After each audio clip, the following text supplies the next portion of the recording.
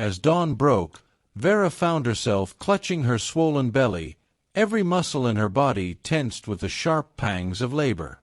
The pain was unrelenting, yet she steeled herself, breathing deeply as she had been taught. This was the moment she had prepared for, the moment when her life would change forever. She was about to become a mother, despite the emotional storm that surrounded her. Suzy hurriedly helped her pack the essentials, tiny clothes, soft blankets, and a few personal items, before driving them both to the hospital. Vera's labor didn't linger. Just 3 hours after their arrival, she held her newborn son in her arms. The world around her faded into silence as she stared into his tiny, sleeping face. In that moment, every sacrifice, every struggle, seemed to melt away, leaving her with nothing but overwhelming love. As she gazed at him, she whispered, "I'll do anything for you." Her voice was steady, even though her heart raced. This child was her anchor now, the one she would protect no matter the cost. After a few hours of rest, Vera knew she had to reach out to her mother, who had been anxiously waiting for news of her daughter. She carefully cradled her son, taking in the softness of his little hands, before making a video call to her mother. The connection rang for a few seconds, and then her mother's face appeared on the screen, her eyes wide with a mixture of relief and uncontainable joy. Tears streamed down her cheeks as she caught sight of her only grandson, swaddled snugly in his blanket. "Oh, Vera," her mother whispered, her voice thick with emotion. "Thank God you're safe. Thank God he's here." "Mama, he's perfect," Vera murmured, her heart clenching at the sight of her mother's tearful smile. Her mother was bursting with questions. Where Vera was, if she was safe, who was helping her, but Vera held her ground. She reassured her mother that both she and her baby were fine, yet kept her location a secret. This was her choice, her path to navigate, and she was determined to keep her distance from the chaos that awaited back home. Meanwhile, back in the Camson household, the once cordial relationship with the Cece family had grown tense and fragile. Honorable Takam Cece was livid. Vera's absence had severed the connection between the two families, leaving the Ceces feeling betrayed. Boyo, too, was frustrated and angry, blaming Vera for the breakdown of what he believed was a promising future. He brooded in silence, his resentment simmering as he spent endless days waiting for news that never came. To complicate matters, Takam Cece's right-hand man, Black Tank, had recently faced a brutal clash with an international drug syndicate. The violent skirmish left Black Tank seriously injured, and the incident drew the attention of the International Drug Agency. The authorities quickly placed him under close surveillance in the hospital where he was admitted, and plans were set in motion for his trial. However, Black Tank's injuries were severe, and he was well aware that he was a marked man. Someone wanted him dead, and he knew that his survival hinged on whether he could find a way to defend himself. Detective Tom Aurora, a seasoned investigator with an impressive track record, had been assigned to Black Tank's case. He needed Black Tank alive to testify and reveal the syndicate's secrets, and he wasn't taking any chances. Under Tom's orders, the hospital where Black Tank was admitted was placed under high-level security. Tom knew he was in a race against time, fighting not only to keep Black Tank alive, but also to gather the information needed to dismantle the syndicate that seemed to stretch its influence across borders. Back in the prison, Canty's days blurred together as he waited for Mrs. Jimmy's visits. She had been his lifeline in this dark time, bringing him small tokens of comfort, a fresh set of clothes, a book to read, and stories of the outside world that gave him a sense of connection, however faint. She would arrive with her usual calm demeanor, always accompanied by the same fair-skinned, long-haired man Canty had first seen at his trial.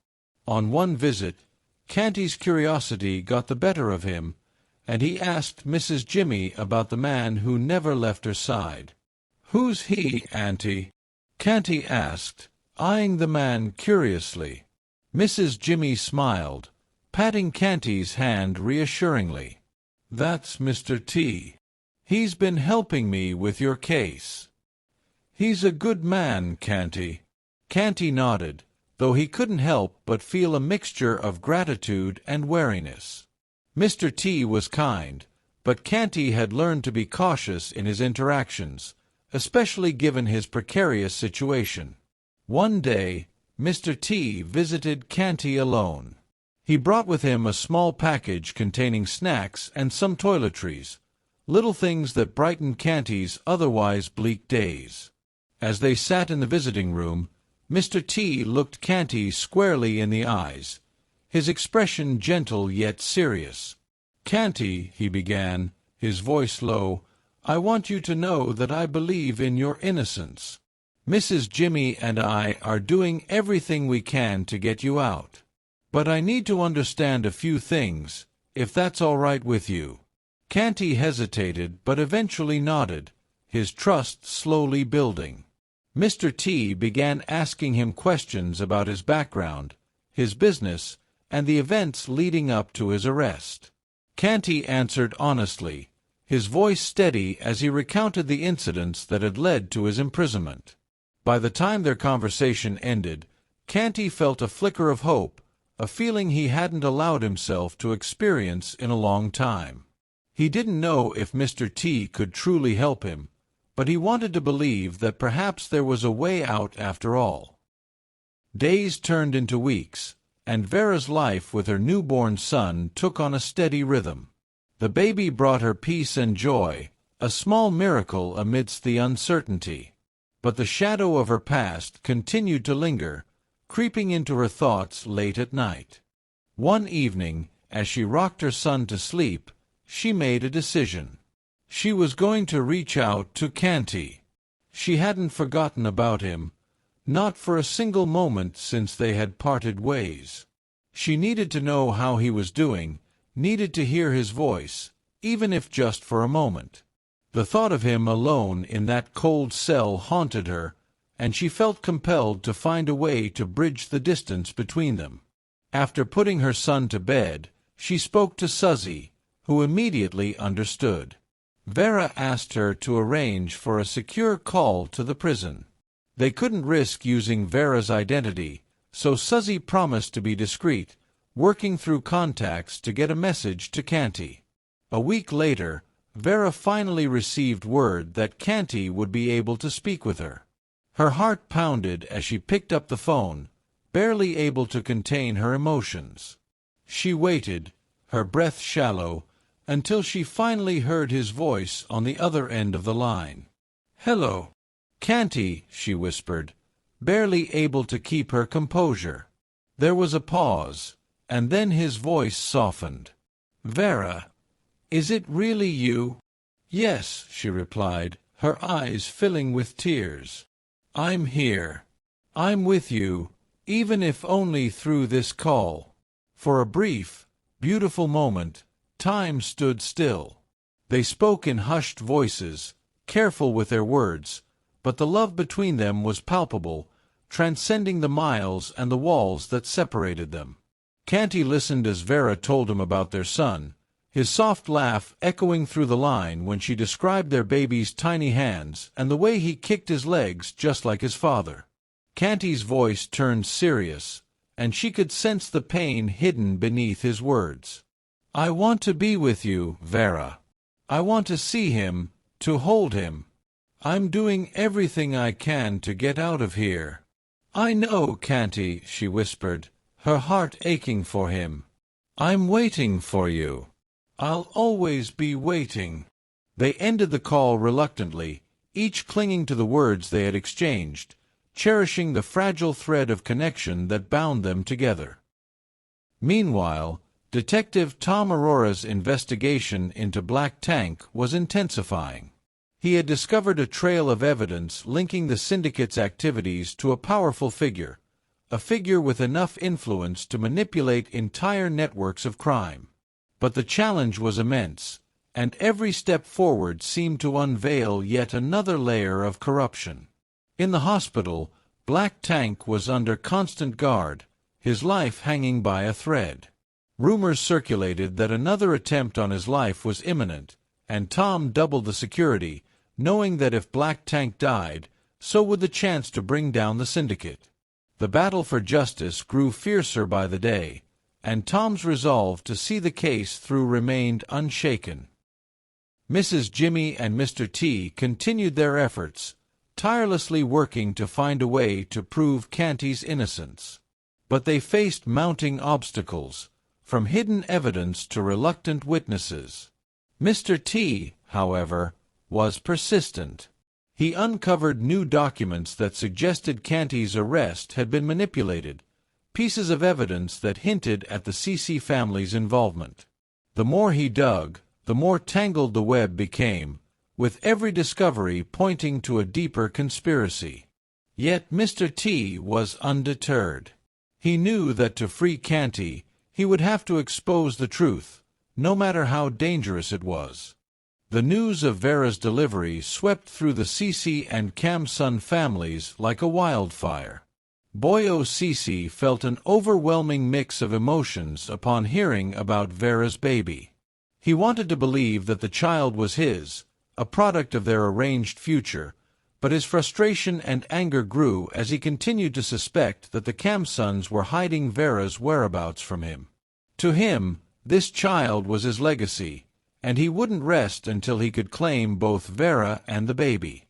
At the same time, Canty, though locked behind bars, became the talk of the prison when news reached him of Vera's delivery. The other inmates celebrated his becoming a father, throwing an impromptu party within the constraints of their confinement. There were pats on the back, congratulatory words, and even a few shared sweets passed around as gestures of camaraderie. But Canty remained somber. Despite the joy others shared, he was consumed by doubts and uncertainties.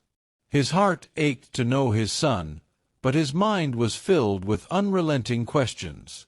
How could he possibly be a father from behind bars? And how could he even be sure the child was his? The sleepless nights became a constant torment, each question echoing unanswered in his mind as he lay awake in the darkness of his cell.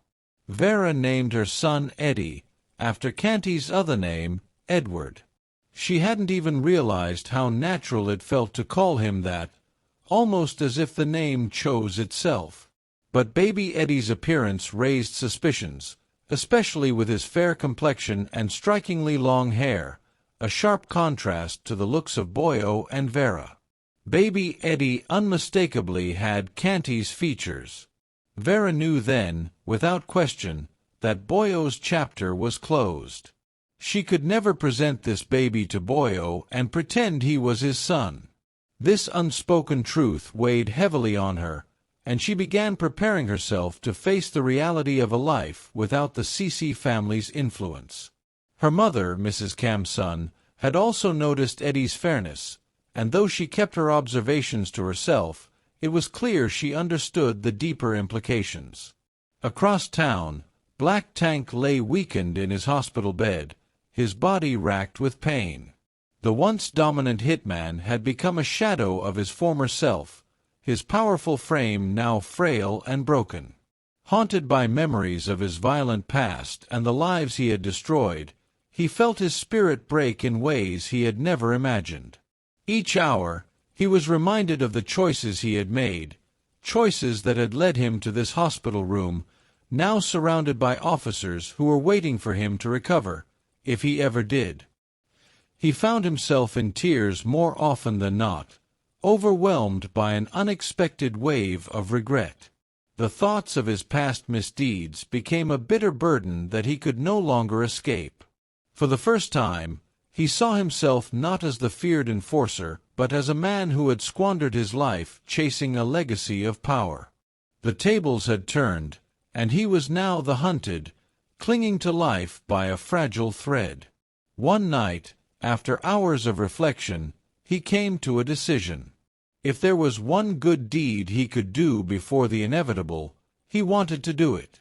He had valuable information, secrets that could expose the drug syndicate and the powerful people who had manipulated him and left him for dead. Perhaps, he thought, he could trade these secrets for something meaningful. He could take a step toward redemption, even if it meant risking what little was left of his life. Canty's days continued to pass in agonizing anticipation. Mrs. Jimmy and Mr. T visited him as often as they could, providing updates on his case. Canty held on to the lifeline they provided, especially the faint hope that Mr. T's investigations could lead to his freedom. As much as Canty struggled with trust, he couldn't deny the dedication they both showed. Mr. T had managed to secure several documents, uncovering some of the hidden connections that suggested the Cece family's involvement in Canty's wrongful imprisonment. Each visit brought a small glimmer of hope, but with each passing day, the reality of his confinement weighed heavier.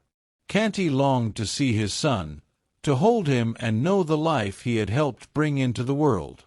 Mrs. Jimmy tried her best to console him, reminding him that everything they were doing was for a future reunion with his family. One afternoon, Mr. T arrived with news that startled Canty. "There's someone I need you to meet," Mr. T said cautiously. "Someone who might be able to help us with information that could turn your case around." Canty's interest piqued, though he remained guarded. "Who?" "An associate of mine," Mr. T replied. "I believe he's linked to the drug syndicate that has ties to Honorable Takam Cece. This person could be the key to proving your innocence, Canty. But it's going to be risky." Canty's heart thumped in his chest. This was the closest he had come to understanding why he had been imprisoned and how deep the roots of his enemies ran. The next day, Canty was escorted from his cell to a private meeting room in the prison. Sitting across from him was a man who looked familiar yet profoundly changed, Black Tank. Canty recognized him from whispers in the prison, from tales of his brutal reputation as Honorable Takam Cece's enforcer. But the man before him now was broken, his face pale and lined with the shadows of suffering. Black Tank raised his head, his gaze tired yet resolute. "Canty," he began, his voice a faint whisper, "I owe you nothing. But I owe myself a chance to do something good, before it's too late." Canty nodded, trying to gauge Black Tank's sincerity. "Why tell me this now?" Black Tank took a labored breath, his eyes flickering with the weight of unspoken secrets. "I've done terrible things in my life. But I didn't realize how expendable I was to the people I worked for until they left me to die. I have information about Takam Cece, his connections, his operations, things that could destroy him." Canty leaned in, his heart racing. "You're willing to help me bring him down?" "I don't have much time left, Canty," Black Tank admitted, his voice breaking. "But if I can expose Takam Cece's operations, maybe I can buy myself some dignity. And maybe I can give you the chance to clear your name." Back at the coast, Vera found herself torn between joy and heartbreak. Baby Eddie was the light of her life, his laughter filling the quiet of their days, bringing her a sense of purpose amidst the turmoil. But each time she looked into his innocent eyes, she was reminded of Canty, and the ache of his absence grew sharper. Despite her resolve to cut ties with Boyo, she knew that the fallout was inevitable. Boyo was a proud man, and his sense of betrayal was deep. She had heard through friends and family that he had been pressuring her parents for information, refusing to accept that Vera had left on her own terms. He viewed her as his, and now that a child was in the picture, he saw it as a legacy he was entitled to. Vera feared what Boyo would do if he ever found out that Canty was Eddie's father. His anger and need for control made her wary of every move she made, and she knew that Boyo wouldn't hesitate to use his power to claim the baby as his own. One night, Vera held Eddie close, whispering promises to protect him. "We'll be free, Eddie," she murmured. "One day, we'll be free to live without fear." As the days passed, Mr. T's investigation into Honorable Tecumseh's connections bore fruit. With the information provided by Black Tank, he managed to uncover bank records, financial transactions, and confidential communications that linked Tecumseh to illegal activities spanning several countries. These documents were enough to begin the process of reopening Canty's case, but they needed one last piece of evidence to secure his release: a confession or direct testimony from Black Tank. The pressure mounted, and Mr. T knew time was of the essence. Black Tank's health continued to deteriorate, and with every passing day, their chance to gather conclusive evidence dwindled. It was a race against time, a battle to expose the truth before the forces of corruption could silence them all.